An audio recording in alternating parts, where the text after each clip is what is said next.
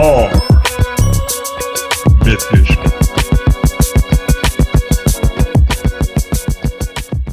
Welcome to Myth Vision Podcast. Your host, Derek Lambert, and our co-host is, again, in the Batcave editing his book.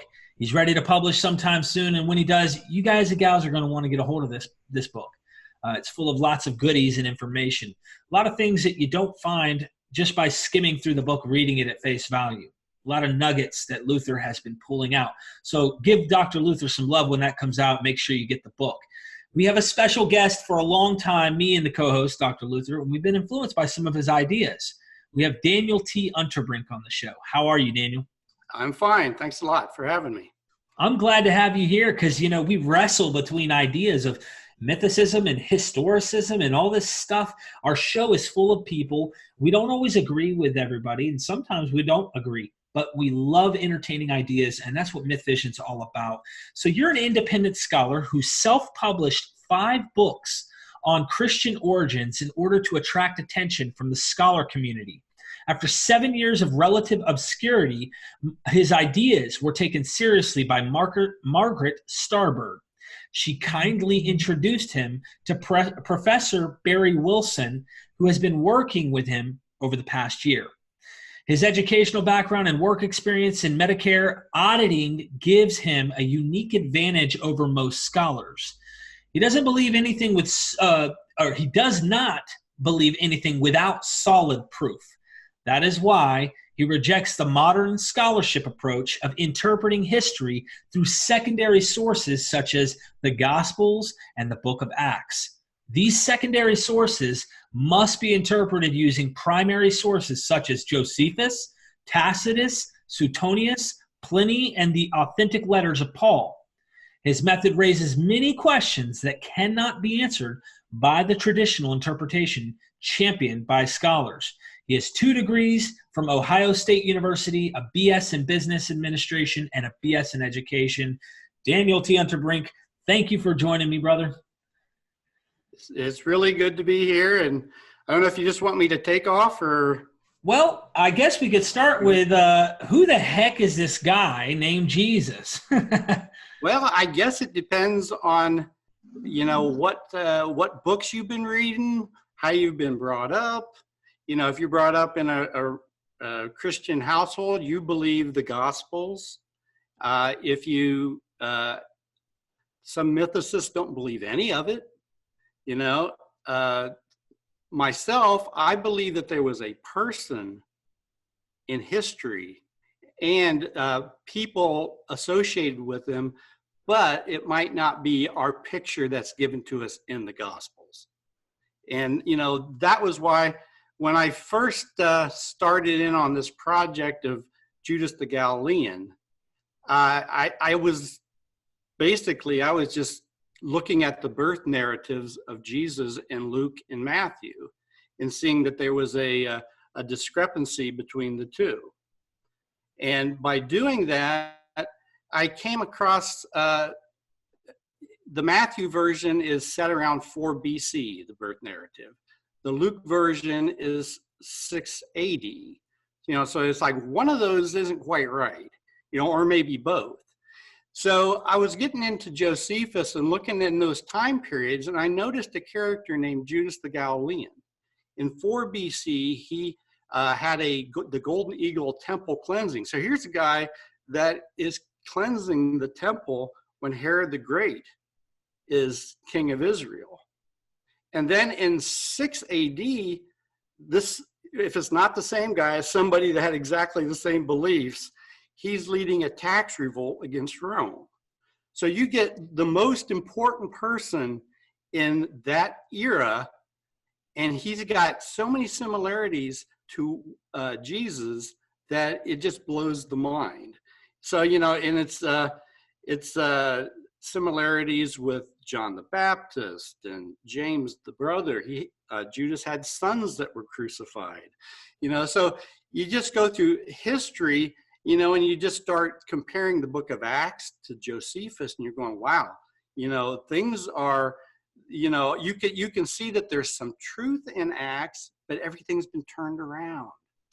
You know, so it was interesting going through and discovering all these things about Judas the Galilean, because to me, he was the most important person in first century Judea, and he's been almost totally lost to history. Well, what I find that blows your mind. You're absolutely right. And, you know, because I wrestle with this. I am not the guy. I tell this to everybody, no matter how you feel about this, if you're a mythicist or historicist, it doesn't matter to me, because if I find conclusive evidence that leads me in a direction, I'm just going to go. I'm sorry if your feelings are a certain way. It doesn't matter. I'm going. And, you know, there are great questions to be asked. And I think the great questions also bring the best answers and the best ideas. And we want to start with whose thumbprints are near this thing. One of those questions I've heard asked is, and this is a big dispute within both camps that we're talking about here, is this man who's now deified. I mean, he's on a whole nother level. He had to be someone important.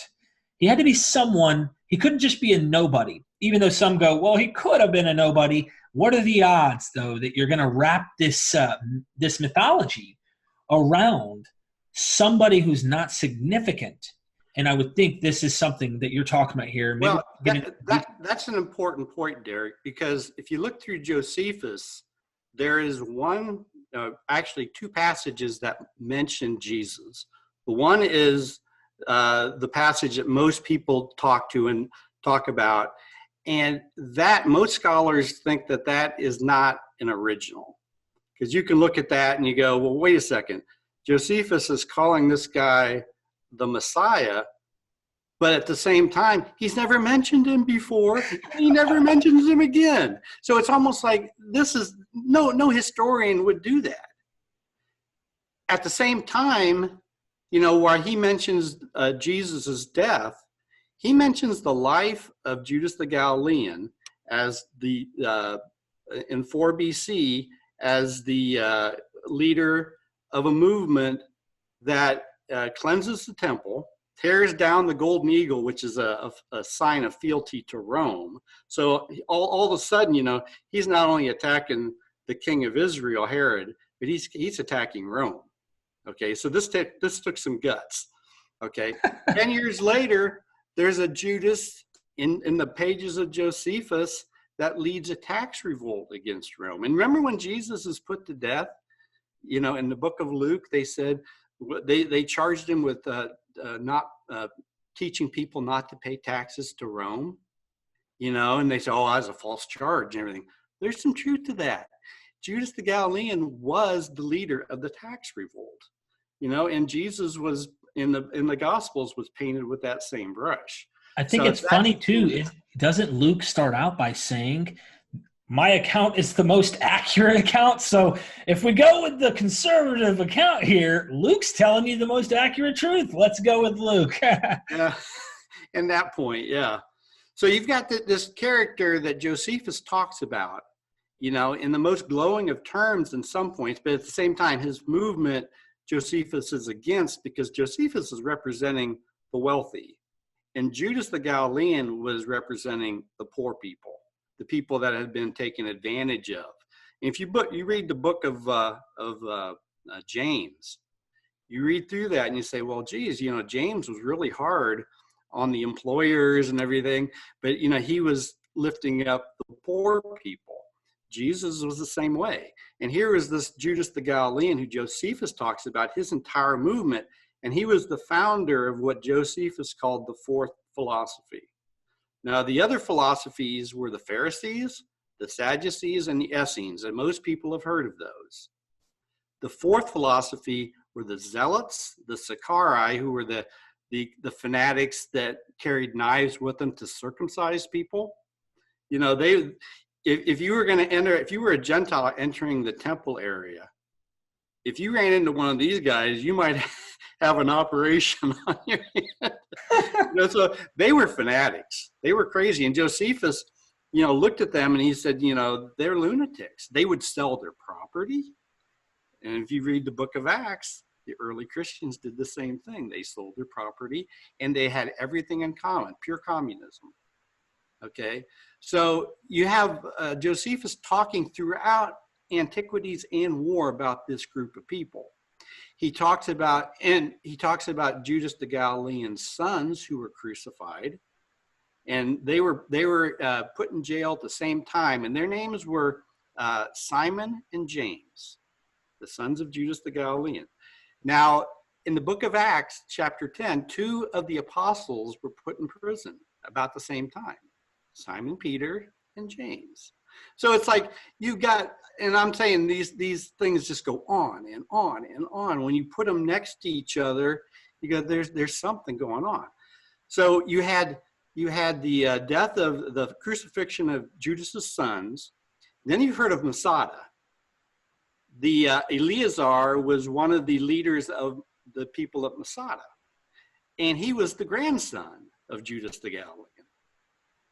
You know, so you've got the grandson, you've got the sons, and so every time that Josephus talked about these other people, he would reference back to Judas the Galilean.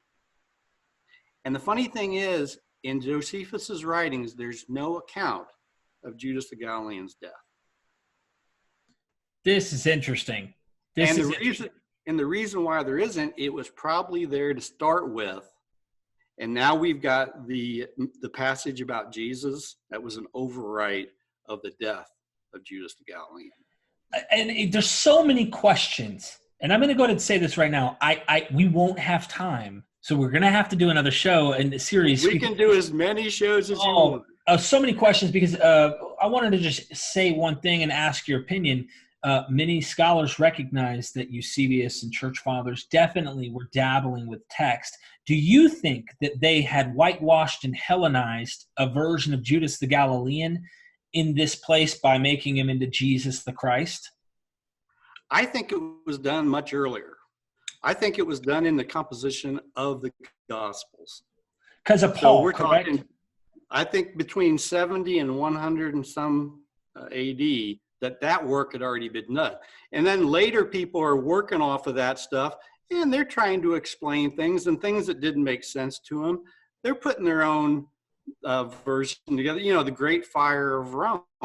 You know, nobody talks about it, but in Tacitus, he talks about these, in 64 AD, these Christians, and they were Jewish Christians that were, he said that they were causing trouble back, you know, in the day, and now they are also causing trouble not only in Rome but in Judea.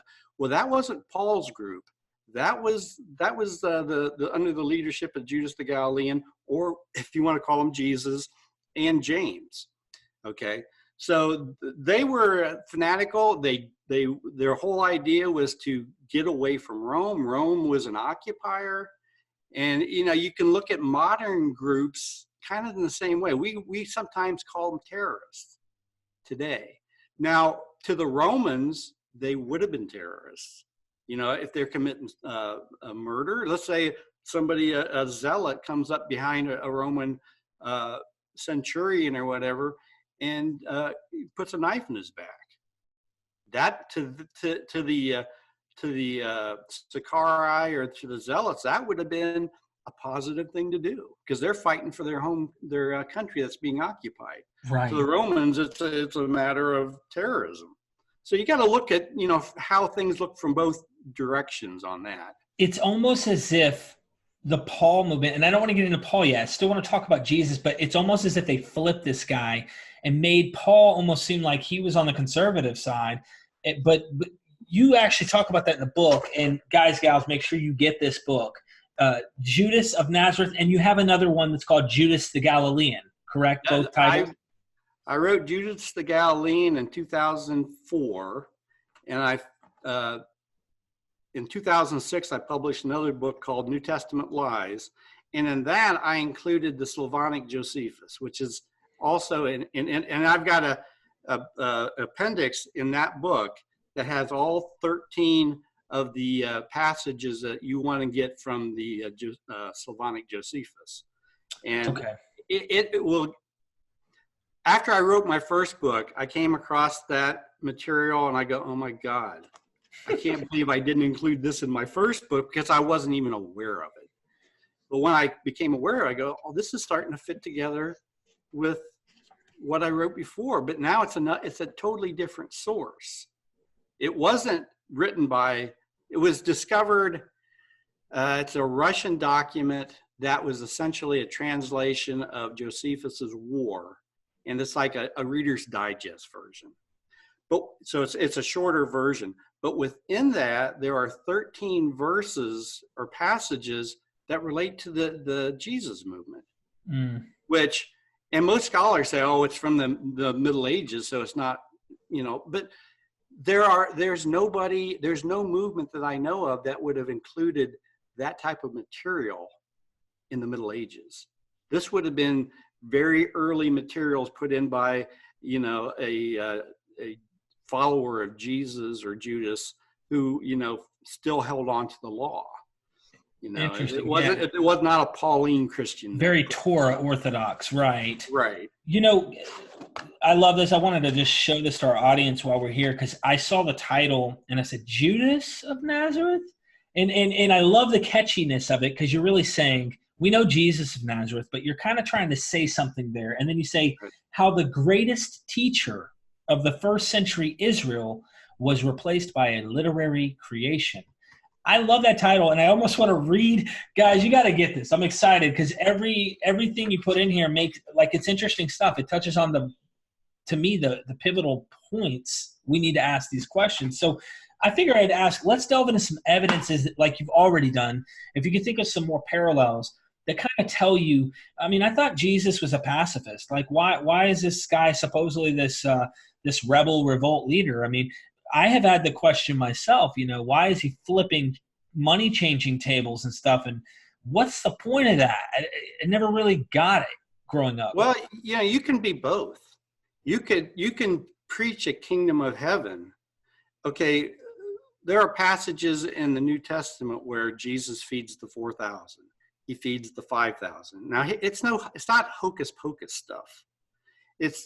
There's a bunch of people going out to see a great preacher, and some of them bring food.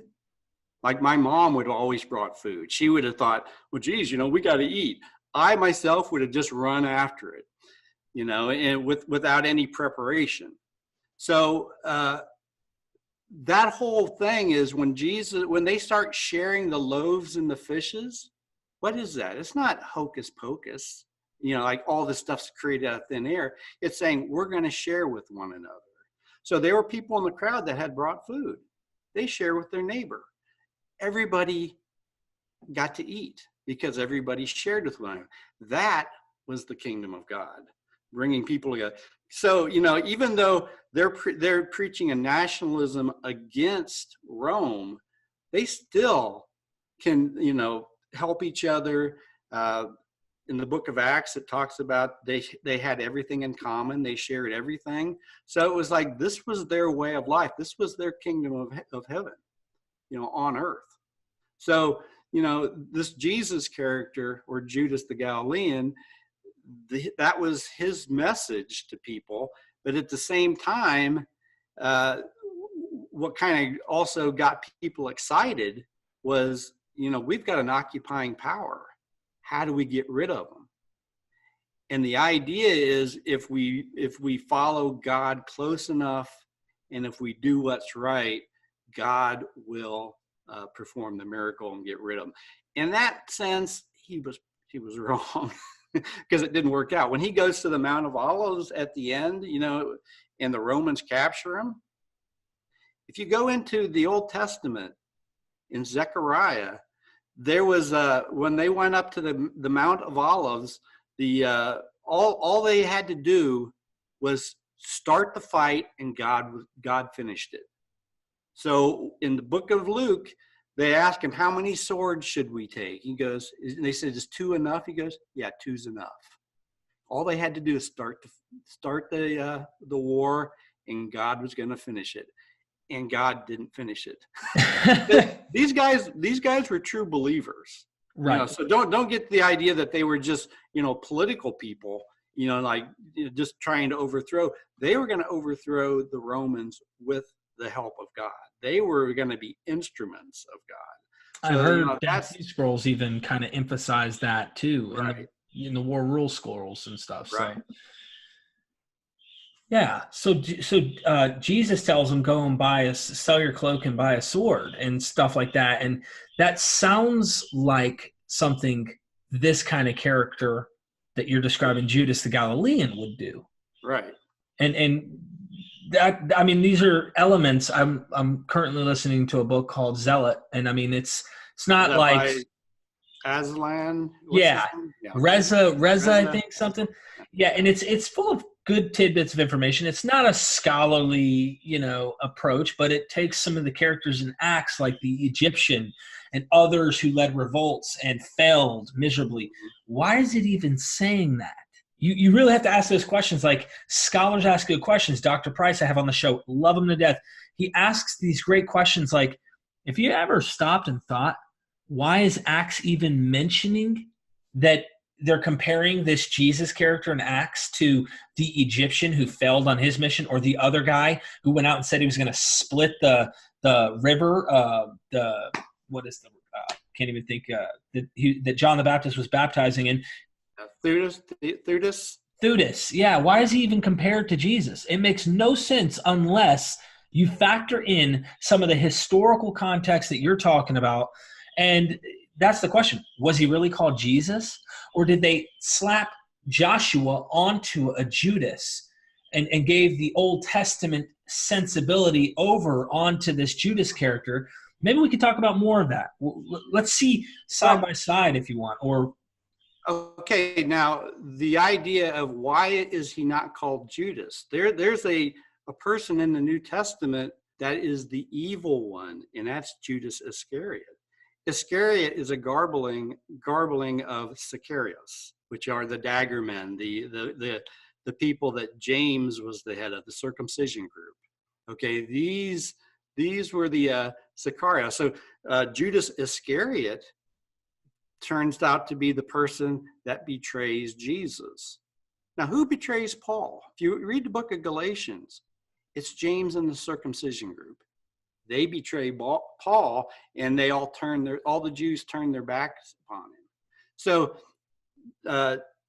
Judas the Galilean is totally written out of the story, replaced by this Jesus of Nazareth character, and then all the evil that Paul sees coming at him, he makes it into Judas Iscariot, the person that betrays the true messenger, just as James and Peter betrayed Paul, because Paul believed he was the true messenger of God, not James, not the brother of Jesus, or not Peter, who was one of the main disciples.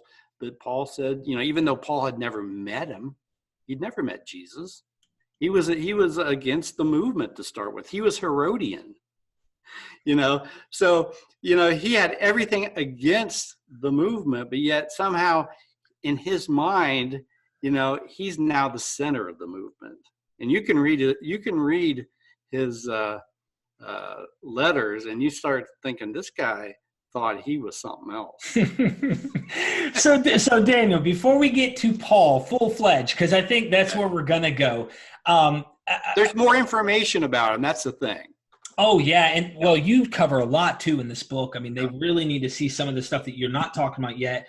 And we don't have enough time to go through the whole book. I mean, just buy the book and read it. You'll find out, guys and gals. But Judas Iscariot, does this? And I know this is a rabbit.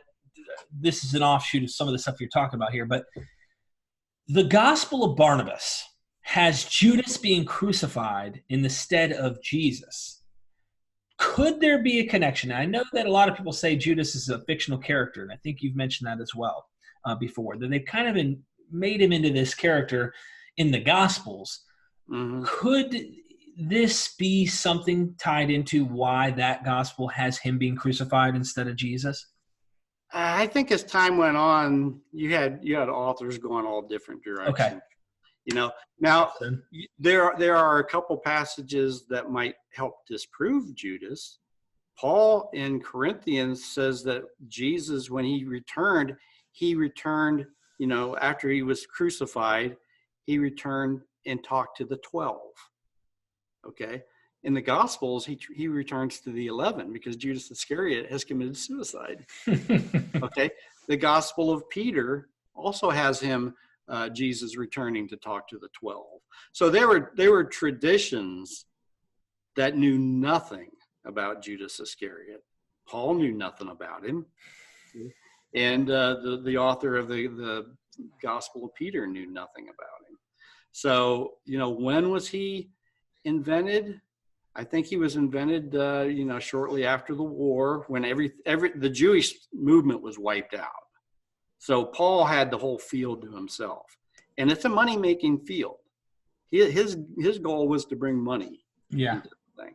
So with Judas, if you look at the earliest writing, gospel in Mark, he doesn't commit suicide. So I date that as between 70 and 72, because the suicide of the Sicarii was in 73 on Masada. So after the suicide of Masada, then all of a sudden that's been incorporated into the life of Judas Iscariot.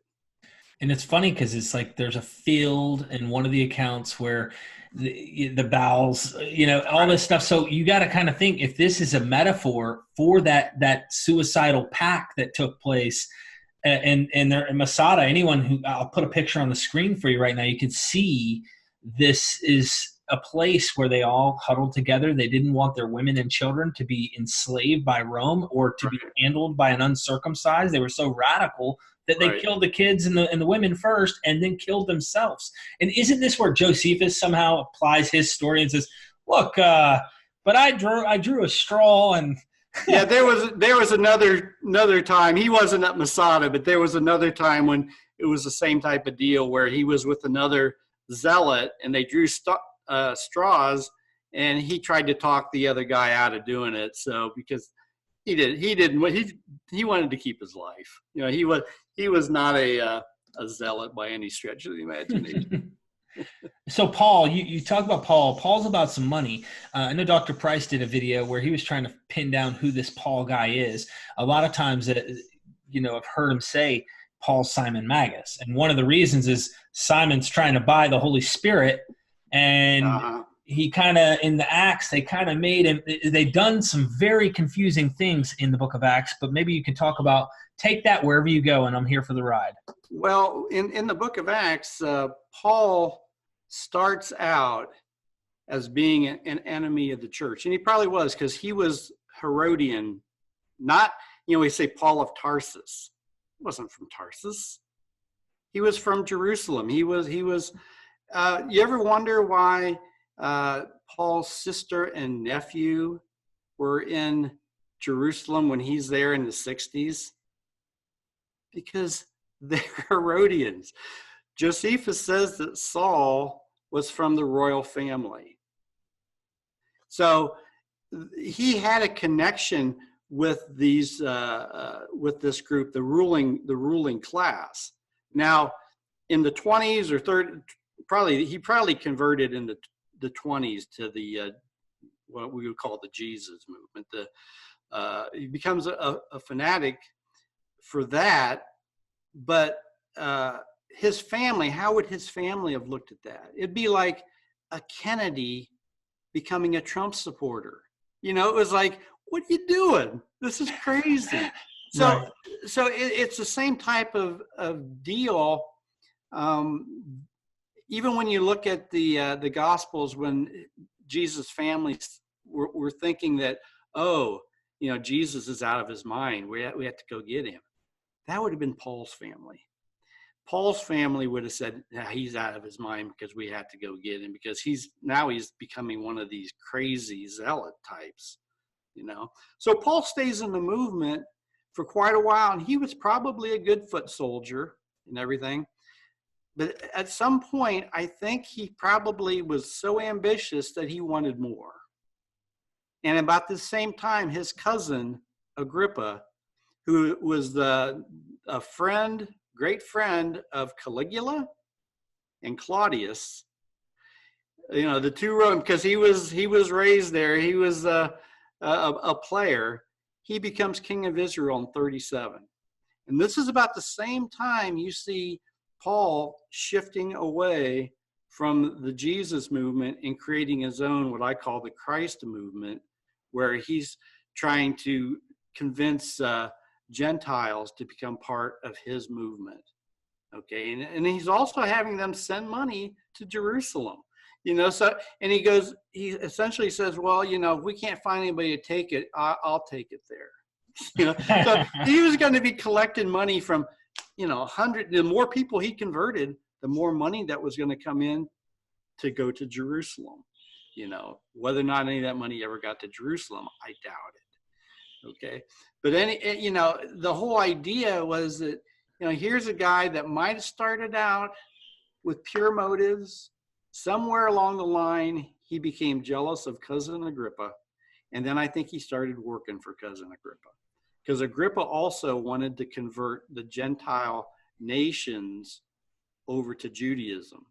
But how do they do it? They don't make them want to go do circumcision. No, you don't want to have the Gentiles doing that. You just say, we'll accept you the way you are. And that was Paul's message to his Gentile followers. Essentially is, we have a superior form of Judaism. You don't need to be circumcised anymore. You don't need to follow the law. You don't need to have eat certain foods or anything. Those are for the people that aren't mature in Christ. So he's trying to get the Gentile, and he's even calling the Gentiles now, the people of God. And the Jews are no longer the people of God. So he's totally flipped the script on everything.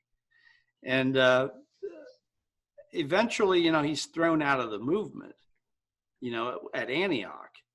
And that is at the same time, you can date that by, there's an episode in Josephus where you have Ananias, again, it's a name that's in the book of Acts, goes to talk to the king. I can't think of his name right off the top of my head, but he goes to talk to this king, and he was telling this guy, he was preaching Paul's message that, you don't need to be circumcised. It's King Isaides. This came to me. Okay, and it's in the 19th book of Josephus and of the Antiquities. At the same time, you then have a representative being sent from Galilee to combat what Ananias is teaching to King Isaides. So King Isaides eventually follows the representative from Galilee and becomes circumcised. This same exact argument takes place in the book of Galatians in the 2nd chapter, where the circumcision group sent by James from Galilee come and refute Paul's teachings. So, and that was dated at 44 AD, 44, 45. Now, if you do the math, that meant that, Paul puts out 17 years where he talks about, meeting with some of the disciples and everything, and going to a council and, developing his, the disciples or the apostles give him the authority, so to speak, to go to the Gentiles. So you have those 17 years, and then you might have had another 3-5 years where he's actually doing that. So you have 20 years probably that he's in the movement. Well, if he's thrown out of the movement in 45, that means he didn't start till 25. Well, according to the Gospels, Jesus doesn't even start the ministry till 28 or 29. So you got to start looking at all these numbers and putting them together, and you go, this doesn't work. This had to be an earlier movement. And this is where Judas the Galilean comes in, because he was a little earlier than the Jesus of the Gospels. Where do we place his death at? Judas the Galilean? Wasn't it the 16th or something? It's not recorded. Oh, okay. Now, in the book of Acts, and I think it's chapter 5, verse 36, Judas the Galilean is mentioned. There's a character called Gamaliel, and it's dated around 35 AD, and he goes, Judas the Galilean was a one-hit wonder. And then he says, he was put to death. And then also Judas was put to death. And he mentions Judas and then Judas the Galilean. Well, Judas was 44, 46 AD. So you have a character from 35 talking about Judas who was from 46. So that's impossible. Mm-hmm. And then he says Judas the Galilean died after 46.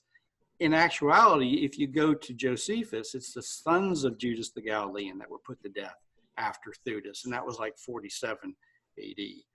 So, the whole thing is a butcher job from the author of Acts. It looks like chronology is totally jacked up in a lot of cases. I get it. And I know, everybody's trying to figure out, I call it pin the tail on the donkey.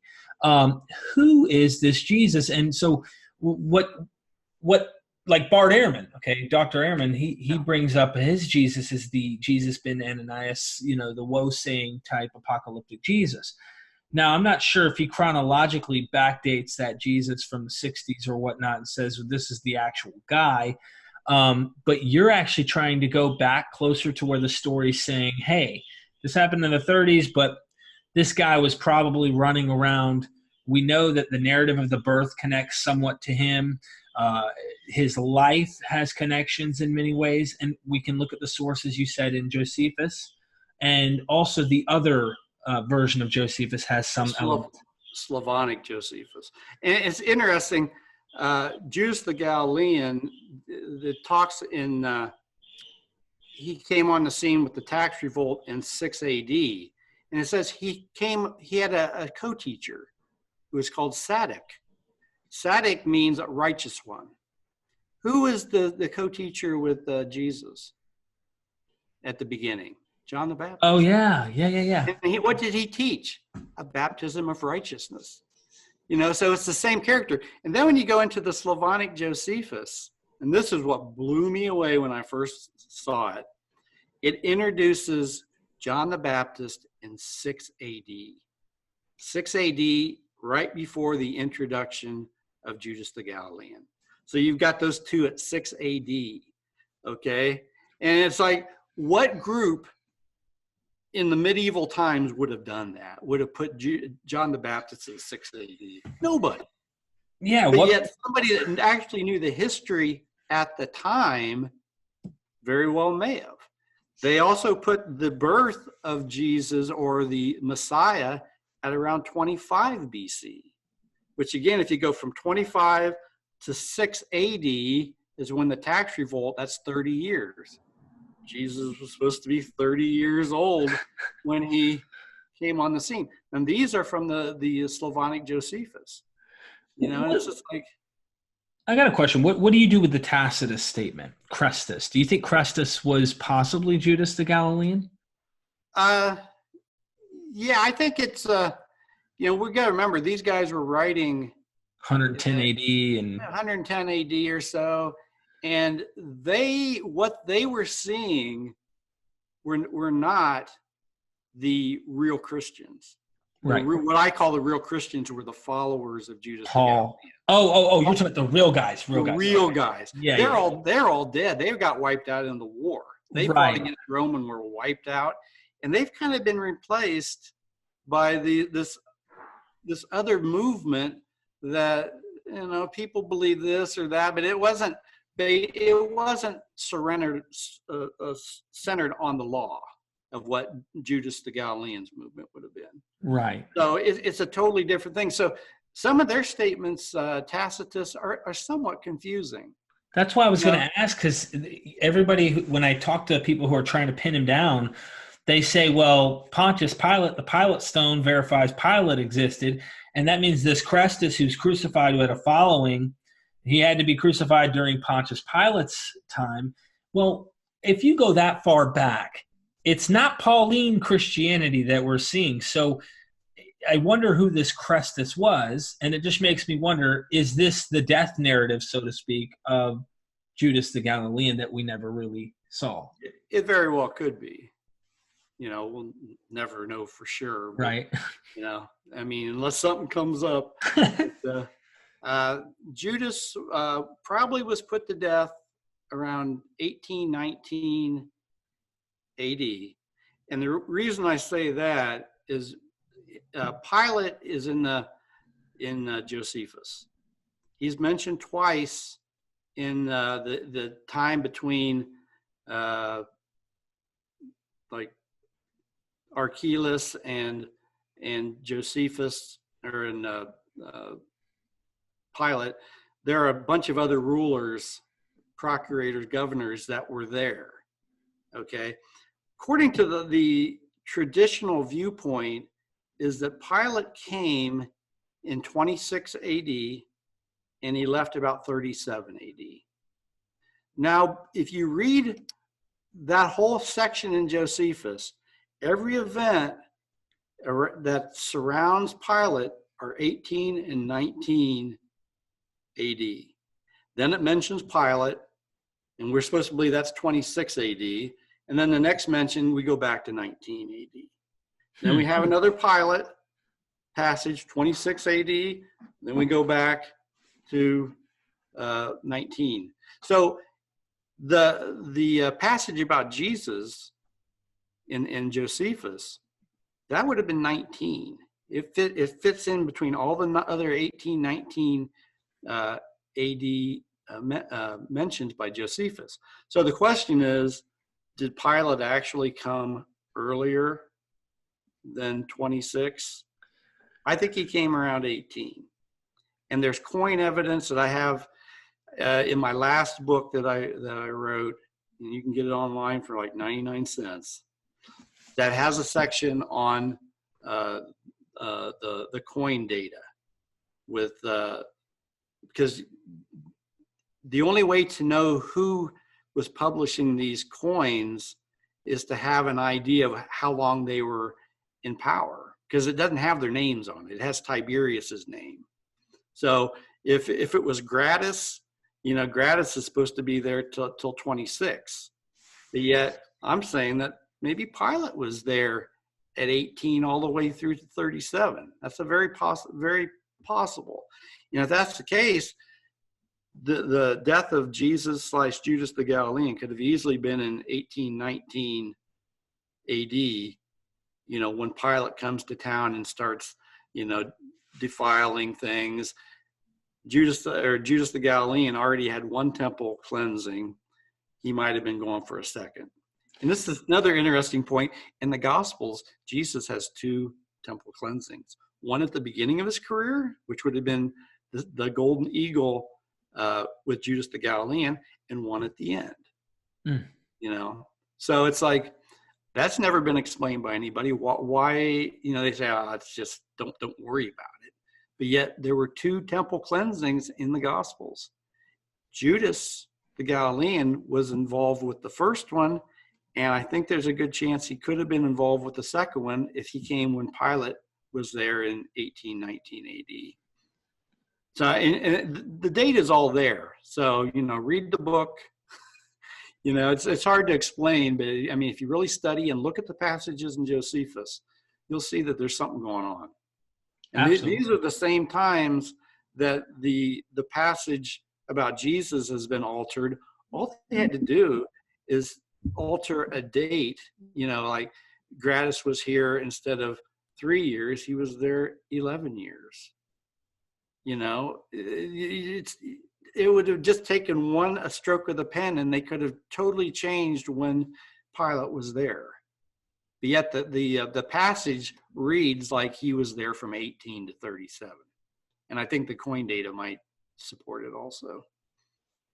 So it's an interesting thing, because when we look at the Gospels, that's mainly theology. I'm not going to say that there isn't some bone there, but it's mainly it's like a theological book. It's not purposely history. And, we're past the point of the fundamentalist approach. We're looking at this thing going, what's going on?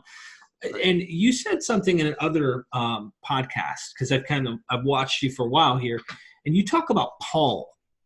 And you say that, scholars recognize Paul comes early, the authentic Pauline literature. Of course, you have pseudo, Paul, but the original 7.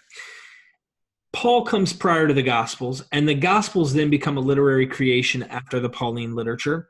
And a lot of times you say that when we're reading about Jesus, we're actually reading about Paul. Paul's actually putting his own story, or followers of Paul. I think, if I'm not mistaken. Or that can be true, but we also interpret the Gospels through the eyes of Paul. So if something doesn't jibe with what we know of Paul's teachings, we assume that Jesus taught the same thing. So that we're brought up to do that. And many scholars do the same thing. So they try to make things fit when they really don't fit. They were two separate movements. You had Paul's Gentile movement, and you had the movement of Judas the Galilean. That was totally different.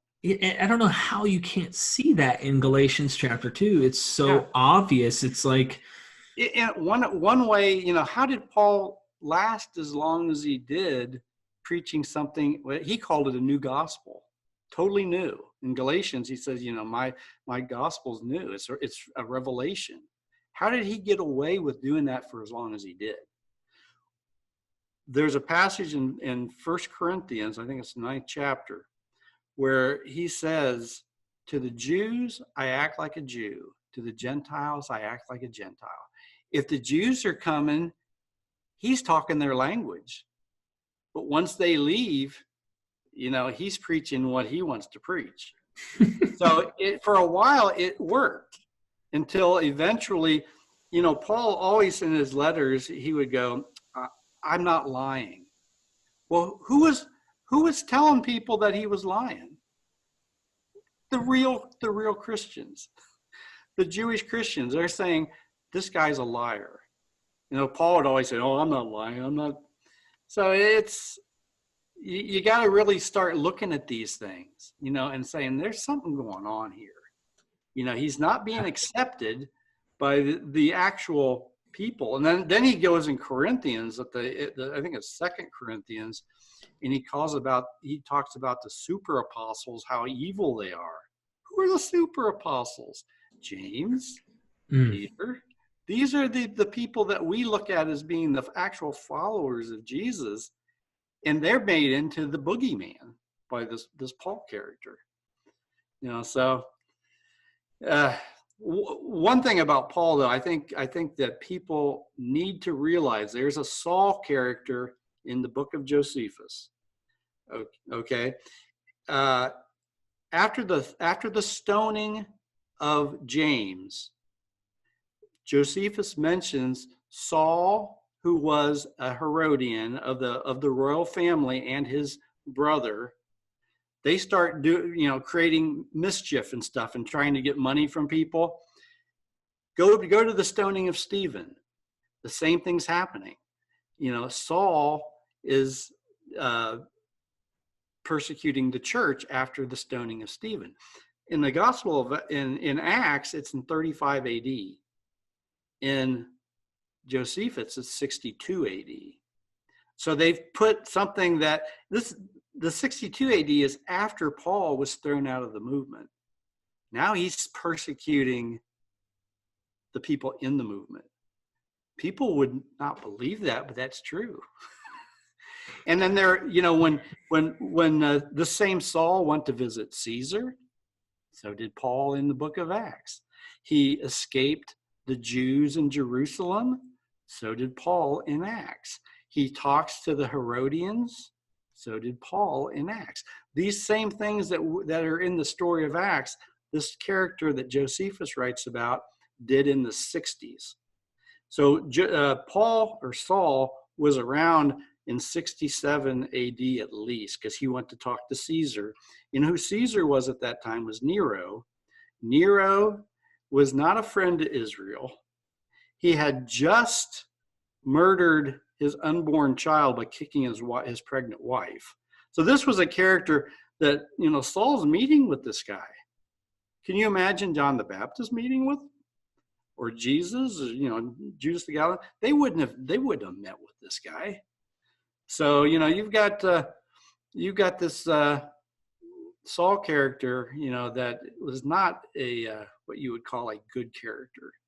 And then in the book of Acts, you have the saving family members, his sister or his nephew comes to his rescue. Well, the Saul of Josephus, his nephew, is a temple treasurer. So now you know why. Now you know why the guy had information. Follow the money. Follow the money and follow the connections. You know, it makes no sense in the traditional version that the nephew of Paul, who was supposed to be from Tarsus, had any influence or could have found anything out. But if you look at the Saul from Josephus, you had the temple treasurer. He would have known everything. He could have opened doors, got him out of there, you know. And they're trying to save him from the Jewish Christians who were fanatical about killing him because he was such a nasty person to them. So it's a total reversal of what people believe, but yet it's in the book of Josephus, which is a primary source. This is interesting how you're saying Paul is this Saul character. I mean, they do flip the name on him. He's Saul in the book of Acts too. Right. So you have this Saul-Paul connection. Do you think that the narrative of the shipwreck is just a Josephus add-in by the Acts character or the Acts? I do. I think Josephus, he reports that he himself was shipwrecked. So okay. I think it was probably added in as Josephus was shipwrecked, and Paul could have been too. So I think there are certain elements that are, they're cobbling the story together, and this kind of adds some more weight to the character. Now, I want to get into something theological in this perspective, if you don't mind, just to ask you your thoughts on it.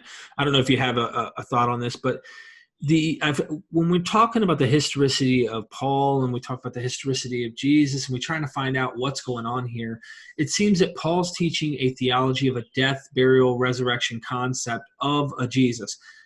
Regardless of your position or what that means, whether you say that's in the heavens as a mythicist might suppose, or say this is actually here on earth, there's a death, burial, resurrection concept. This Paul character is teaching that a real resurrection is happening. He says it's the foundation of all the faith, according to some of the texts. He says, if that isn't true, then everything we believe in is a lie. Do you think that the original movement had a resurrection theology about their Messiah who may have been dead and they're thinking he's going to rise again, or thought he did rise again? Or do you think that's a Pauline literature, like a Pauline idea? I think the interpretation's different. I think Paul's interpretation was different. His was more of a pagan interpretation where you're the man God rises and everything. I think the Jews probably used it as a recruiting tool, because let's say you've got a movement and your leader's killed, kind of hard to recruit people. But if he's resurrected, it's maybe a little easier to recruit. So I think they probably used it as a way to keep the movement going. And then after he dies, who takes over? Well, most people would say Peter. Some people would say James. I think the person that took over was John the Baptist, because John the Baptist was still alive. He didn't die till like 36. So the Judas character died around 18. So they're preaching he was resurrected and he's going to come back and everything. But it wasn't as God, because they didn't believe he was God. They believed he was the Messiah, the anointed one. That would be the king. So the concept's totally different. Paul, he's preaching to people that don't know anything about Jewish history. They're thinking more along their pagan upbringing and the gods and all that. So he's making this Jesus character being resurrected as a god. And then when you finally get to the book of John, the word becomes flesh and dwelt for a while amongst us. So it's like now he was there at the beginning of creation. It's like the Jews would have been howling at such a thought. They were monotheistic. They didn't want a person to be God.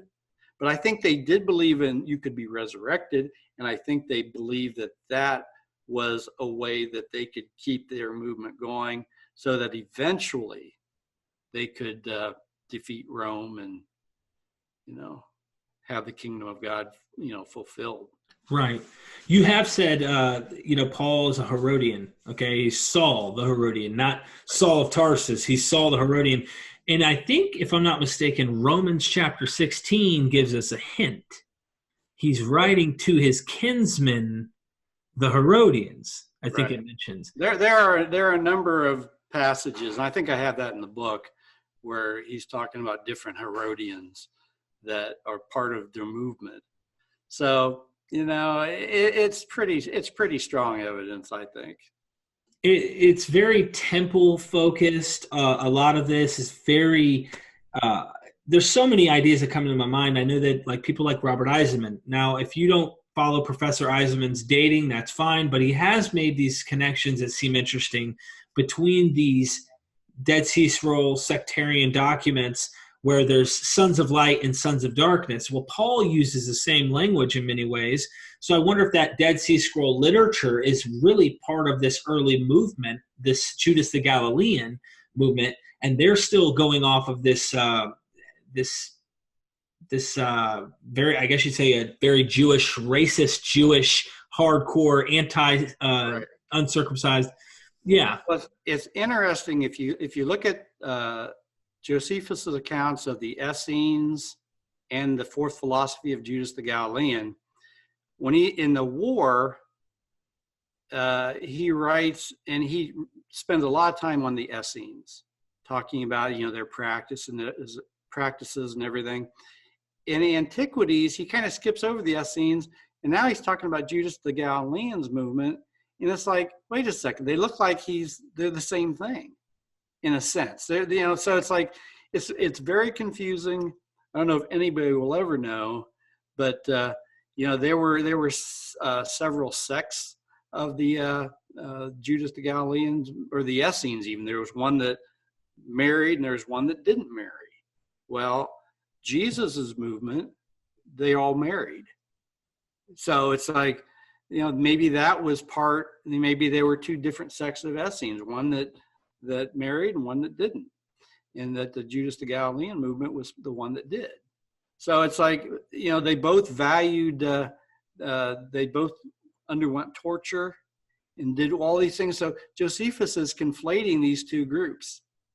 Maybe he didn't know. Maybe at that point, he's like, maybe he was, far enough away from it that he didn't know for sure. But it looks like Judas's group would have been very influential with the Dead Sea Scrolls, I think.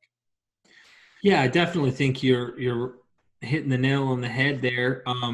Something I wanted to ask you pertaining to Paul and in the New Testament, because I'm looking at your table of contents here. You talk about the Hellenistic and Roman influences. Can you just touch on that for a brief second? Because it seems like this is a Hellenized mission. There's a mission going on for sure.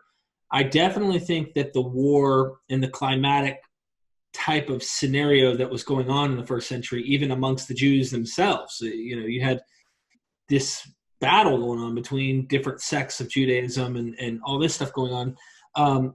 It seems like the Hellenized version obviously won, but that this New Testament documentation we have with these Gospels and Pauline literature, it seems like a Hellenized, like that's the intention of it.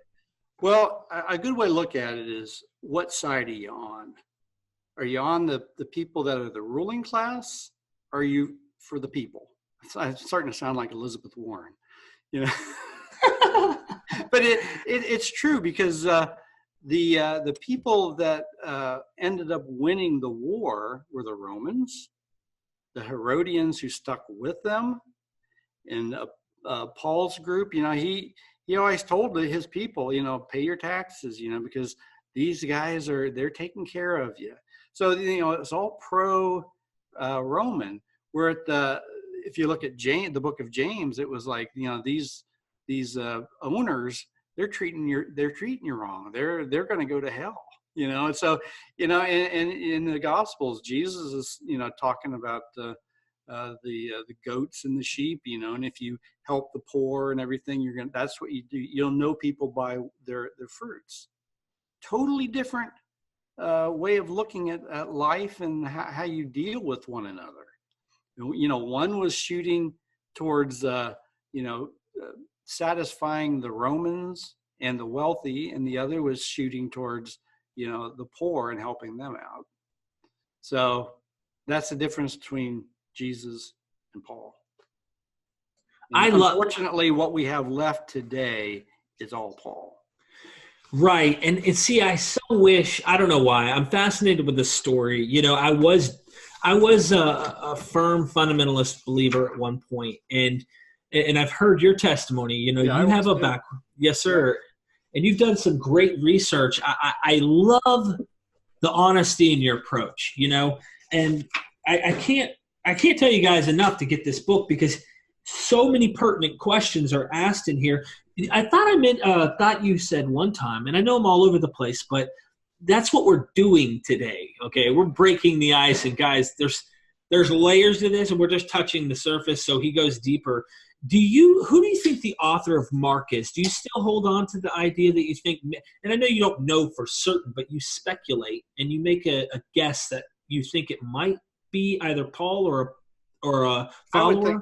I think it would be Paul or a follower of Paul. Number one, there weren't any of the Jews left, and it is a document that doesn't sound like a Jewish document, So the only choice, really, I don't think Mark wrote it, who was supposed to be the secretary of Peter. No, that didn't happen.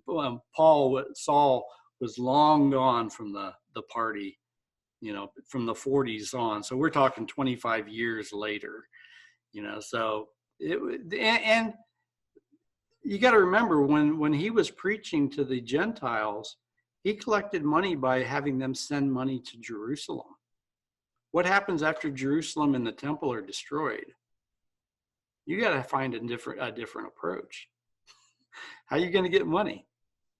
You got to now have it sent somewhere else, or to support something else. So, that might be one of the reasons why the Gospels were written. Something this is not pertaining to your book necessarily, but just in the vein of the discussion, I was trying to consider, I hear a variety of different people who are like, well, Paul's historicity needs to be questioned. And I think the reason why there's so many questions surrounding people like this is because we do find books that are very fictionalized in terms of placing the time, the chronologies off, purposeful rewrites and forgeries and fabrications and things that we keep finding all over the place.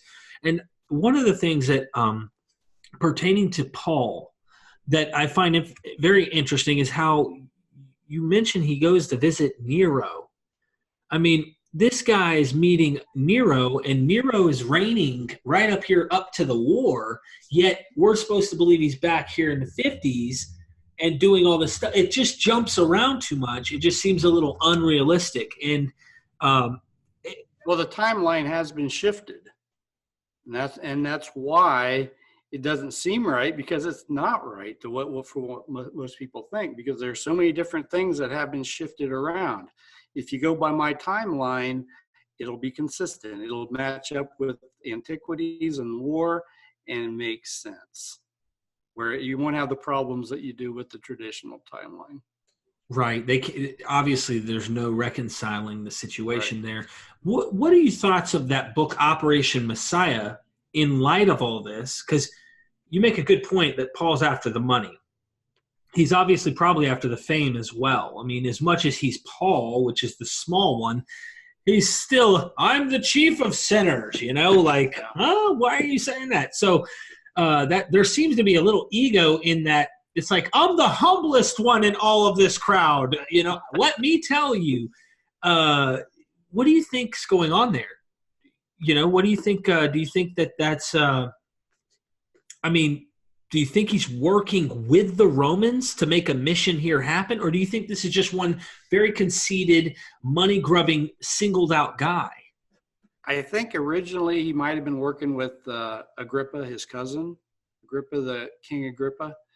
After Agrippa dies and after he's thrown out of the movement, he probably just went back to Jerusalem and got involved with politics. Because you see him being a player on the field after James is murdered, stoned. You know, you talk about all the high priests and everything, but then the Saul character is now being an envoy to meet with Agrippa II. He's going to meet Caesar. So it's interesting that money's there and power is there. It's no longer now in the 60s associated with his Christ movement, because he's been totally discredited. After the war, he can do whatever he wants.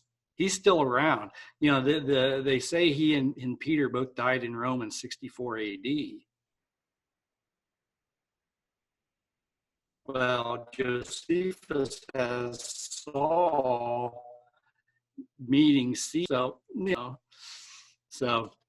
You cut out there at the last second. I think the internet's delayed. You said they both died in 64 AD is what the tradition holds. Right. But Peter, Paul didn't die. No, he was still kicking, and we don't know anything about Peter. I mean, maybe that tradition's true, but certainly the one with Paul is not, because he was still alive, kicking, doing whatever he could to make a buck. And you got to remember, these Herodians, they weren't all like independently wealthy.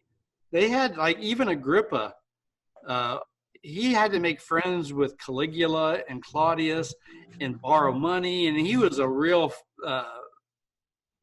piece of work, really, trying to get money from people, you know. So it's like, even though he ends up being very successful because Caligula gives him all this land and he becomes even bigger than Herod the Great. But, at first he didn't have the money. So here we got Paul. He's found a way to make a lot of money within the movement. He gets kicked out. He's got to find another way to make money. So, and I'm sure he probably was scamming people all over the place. So Simon Peter, John, these are sons of Judas. Is this Simon? No, I'm sorry. There's a Simon and a James are the son. They're the ones that were crucified. And he probably had other sons too. So do you think, who is this Simon of his son? Was this the Simon Bar-Giona? Yeah. Or a different Simon? There were lots of so many different Simons. There's Simon. Isn't there Simon the Zealot? Right. Okay. Explain that one too. Right. Okay, and then you have the Sons of Thunder. You have